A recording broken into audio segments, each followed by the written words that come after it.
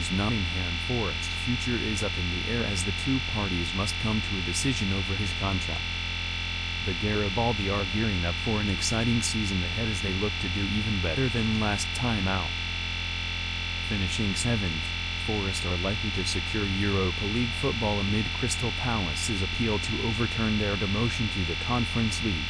Owner Angelos Marinakis is seeking to build an empire up north as Morgan Gibbs-White signed a new 3-year contract following links to a move to Tottenham. The club have also now landed Bologna's Ndoye as a replacement for Anthony Elanga, set to play on the opposite wing to Hudson Odoi. Ndoye is officially a Nottingham Forest player. Callum Hudson Odoi future uncertain.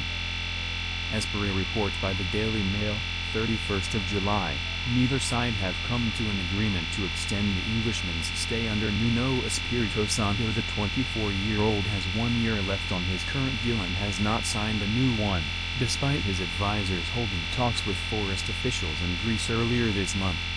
Deemed a tricky one over his uncertain future long-term at the club, both parties must come to a decision sooner rather than later. The report said, the former Chelsea winger has only a year left on his contract and has not signed a new one, despite his advisors holding talks with Forest officials in Greece earlier this month. Decision time is approaching for both parties. When players enter the last year of their contracts with teams, it can prove to be an awkward situation. If the player is more experienced and leaving their prime years, letting them go on a free is usually a sensible option. However, in Hudson Odoi's case, at just 25 years old, the number 7 has much more to give to the club. Parallels must be drawn with how Brentford managed the situations of Ivan Toney, Brian Moore and the ongoing transfer saga of Yohan Wissa. All three of these players are in the final year of their contract, which forced the Bees to sell some of the best footballers to play for the club. Poor planning from the West London side meant the hierarchy couldn't demand higher fees for Toney and Moore, even though both sales raised just over £100 million, SofaScore. Currently, the club are locked in limbo on whether to sell the Congolese forward as he too enters the final year of his contract as uncertainty looms over the GTEC.